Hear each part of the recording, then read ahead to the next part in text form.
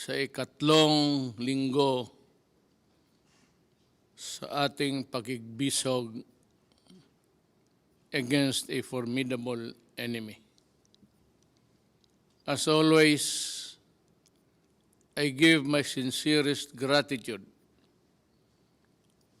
to all those who are fighting in the front lines, our doctors, nurses, allied health professionals, police, soldiers, civil servants, and everyone performing essential services in the private sector. I assure you that your efforts will be rewarded. Your heroism will not be forgotten. Saludo kami sa inyo. Let me thank the LGUs who are doing their best to contain the spread of the virus in your localities. I see that you are employing innovative programs and initiatives to address the needs of your constituents. Yan ang dapat tulungan. Rest assured that the national government is behind you as we safeguard the welfare of our people in your communities. I issued an order to Executive Secretary Major Dia, clearly laying down the responsibilities of each department in implementing the Bayanihan to Heal as One Act. I have given them their marching orders, emphasizing the need for sufficient authority so that they do not have to go back to me and ask for clearance for each and every action they have to take. All of the details of our actions will be part of my report, which will be submitted to Congress pursuant to Bayanihan Act. There are now only two powers in the law that I reserve strictly for myself. One is the power to direct the operation of private establishments. The other is the power to require businesses to prioritize contracts for materials and services necessary for the crisis. I will exercise these powers only when absolutely necessary.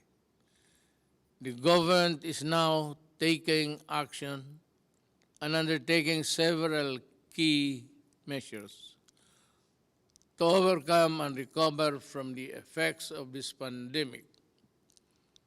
These measures have three main priorities. First, providing emergency assistance to affected sectors. The second, securing facilities for resources for the health sector. And third is performing fiscal and monetary action for the economy. First, the government is now launching the largest and widest social protection program in our country's history. Pinakamalaki itong tulong ng ibibigay ng gobyerno sa mamamayan sa history natin. Nagkaroon ng problemang ganito. To make up for the loss of economic opportunities due to quarantine measures in the place of COVID-19. We have allotted 200 billion pesos for low-income households who are badly affected by the current crisis. Sila ang nasa informal sector and those who live day-to-day on subsistence wages or no work, no pay. Arrangements, beneficiary households will receive emergency support for their 2 months based on the regional minimum wage. However, I still count on everyone to also look out after their fellow men, their countrymen. To those who have more in life, I implore you to share in the cost of taking care of the less fortunate and keeping our society intact. They have also contributed to our prosperity in one way or the other. So let us support them in this crisis. Okay. Let it be said that in the hour of our country's greatest need, we all look out for and help each other. Buksan natin ang ating puso sa nangangailangan. I also appeal to the private sector to contribute in any way you can in dealing with this national emergency. We implore employers to do their part in protecting the welfare of the millions of Filipino households that belong to the formal sector and depend on their employers for continuous livelihood. For those who have silently helped away from the cameras, maraming salamat po. The government will provide a recovery package, especially to micro, small, and medium enterprises to help deal with the economic effects of this pandemic. My economic team is already creating the guidelines for this as I speak. To our farmers and our fisherfolk, we have not forgotten you, and government is now employing quick response measures to help you during the crisis, as well as ensure food productivity, availability, and sufficiency during the period of the pandemic. Andito ang gobyerno para sa inyo. The government is also ensuring the unhampered flow of cargo and their workers to maintain the continuous and steady supply of food, goods, and other essential supplies and items. A price freeze on commodities is already in effect, and measures to curtail hoarding and profiteering are also in place. Uulitin ko, hindi ito panahon para kumita. Hindi ito panahon ng pagsasamantala. Food packs and essential non-food items are also being distributed on LGUs in Metro Manila and the rest of Luzon. Contaminated areas in the Visayas and Mindanao are receiving similar assistance. More will be given to augment the requirement of LGUs in the coming days as we repackage the items in our stockpiles. Gagawin ko lahat para walang magutom. Second, we are marshalling and deploying the resources of government to provide our frontline health workers with everything they require so they can save as many lives as possible. we are now procuring medical supplies, devices, and personal protective equipments. About 1 million medical protective items are being acquired right now, with the government and the private sector working together to purchase or produce the necessary quantities. We are also ramping up our capacity to test more broadly, to take a fuller and more accurate picture of the spread of COVID-19 in the country. We will also build, operate, and accredit more medical facilities and laboratories in the coming weeks.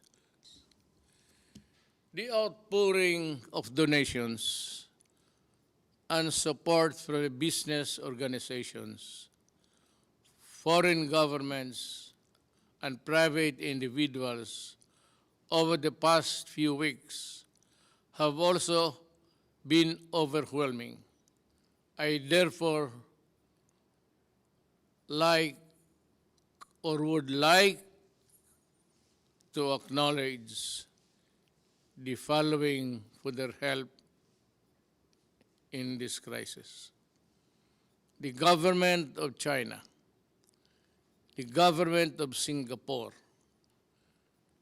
the NGCP led by Big Boy C and Robert Cuyeto, Ramon Ang,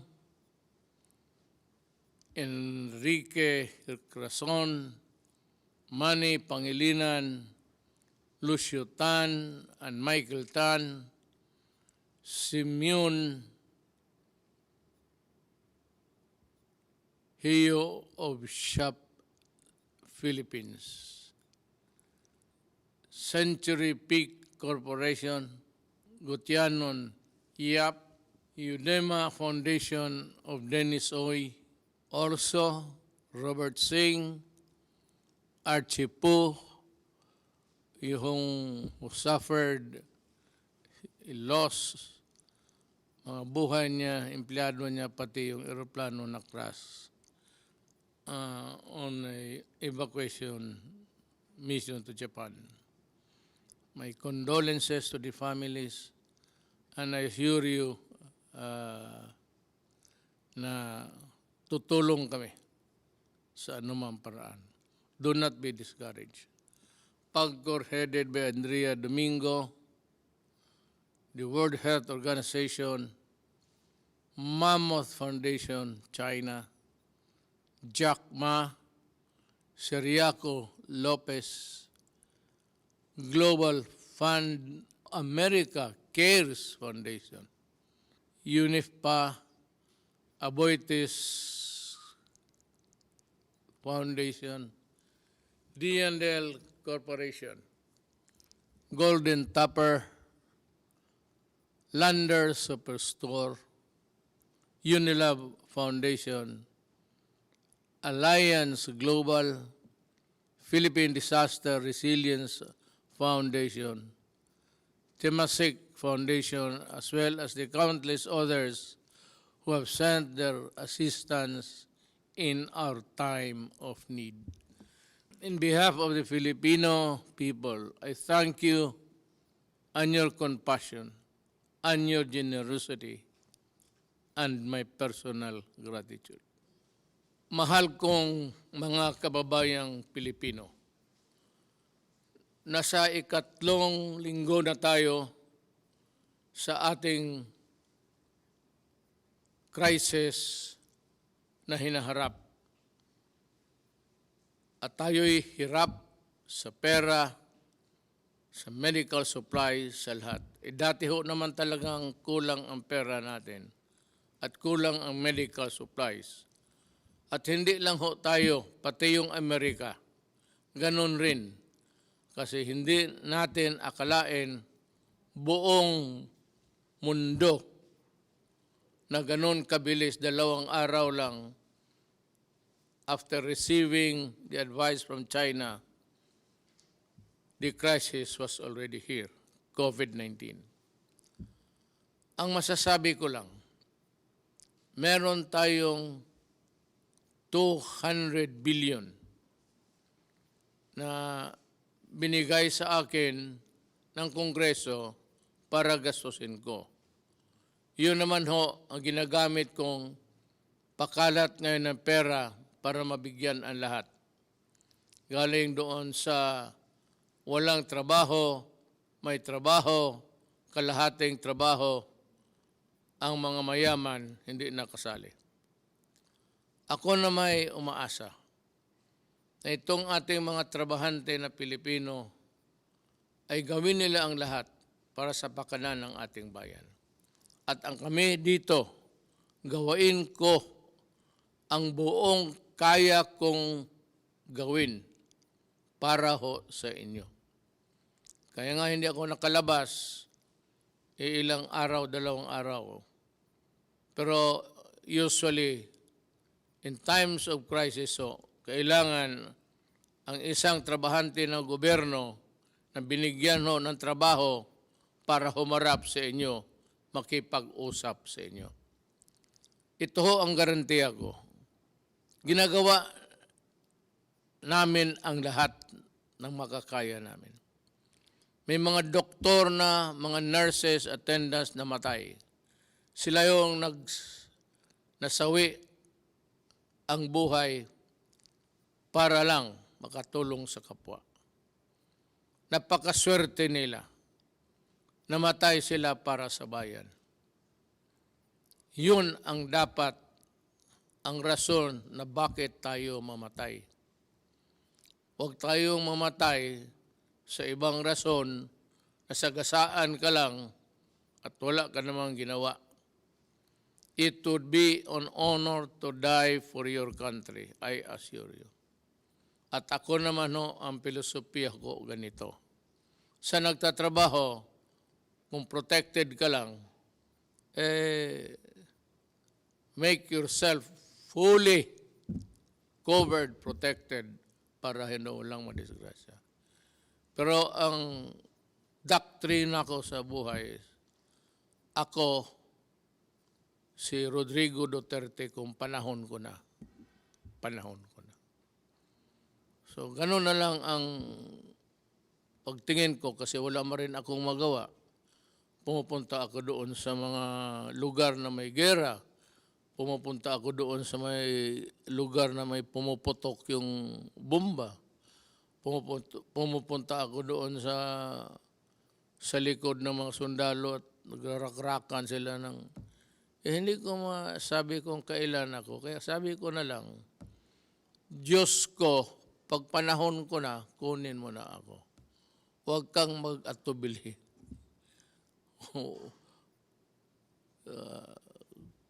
Bahala ka na. So sa mga kababayan ko, hindi ko naman sinasabi na sundin ninyo ang aking filosofiya. But somehow, let the thought comfort you that I really worry about you. That I worry that you will not be able to reach an old age with your children and grandchildren. Kasi ako, nandyan na patapos na ako. Kaya ko masabi yan. So, trabaho lang tayo. Ang mga supplies nandyan na at makabili na tayo ng kailangan ninyo. Ngayon, sa mga tao na binigyan ng people task of distributing the money, distributing the food, distributing the relief goods, kindly do it. I use the word to a T. Kung hindi nyo naintindihan yan, mag-research kayo. Pero talagang pag nagkamali kayo dito, hindi ko kayo palusutin. I will see to it, even tomorrow, if I discover some embezzlements, some hoarding there at dinadivert yung pagkain sa mga tao na dapat hindi sa kanila, you better think. I am not a cruel man. Pero kung may report ang pulis, I will order your detention hanggang matapos itong COVID-19. Sabi ko, wag ngayon. Wag na wag kayong mandaya, mangurakot, at taguin yung mga pagkain at yung iba hindi bigyan kasi you know, people sometimes think that they own whatever they receive from government. This is not yours. Neither is it mine. Pero kung mamuliti ka tapos makabalitaan ko na yun ang nagawa mo, I will suspend you ora mismo.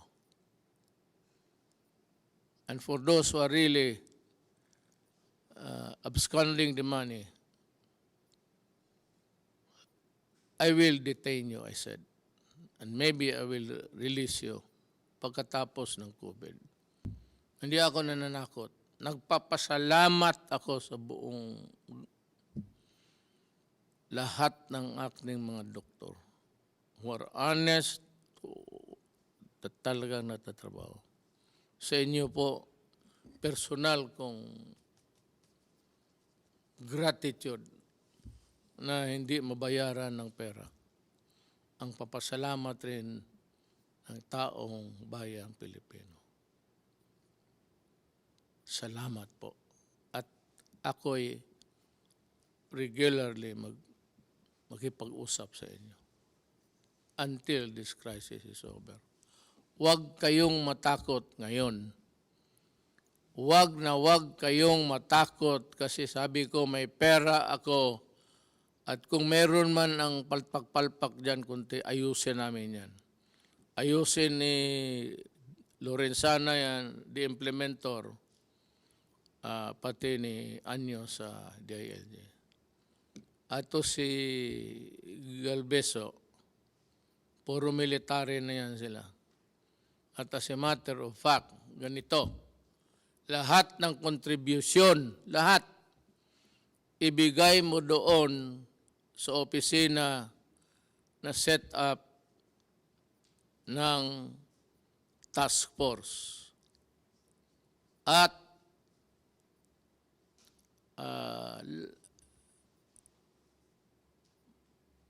kung may releases man lahat, accounted dyan, tapos then there's another audit in the integrity of the procedure. Yan lang po, papasalamat ako sa lahat ng trabahante ng gobyerno nandyan. At ako naman po at the same time, nagbibigay ng warning. Totohanan ko talaga kayo. Sa crisis, tapos gawin mo pa yung dapat ka talagang ikulong. Hindi kita i-release. At huwag kang, hindi ako maniwala ng kaso-kaso. Hayaan mo, magpapapreso ako. Balang araw kung mali ang sinabi ko at ginawa ko. Sa inyong mga Pilipino, mga kababayan, mahal ko. Mo mga Bisaya, sunod lang mo, sumunod lang kayo. At walang problema. Daghang salamat.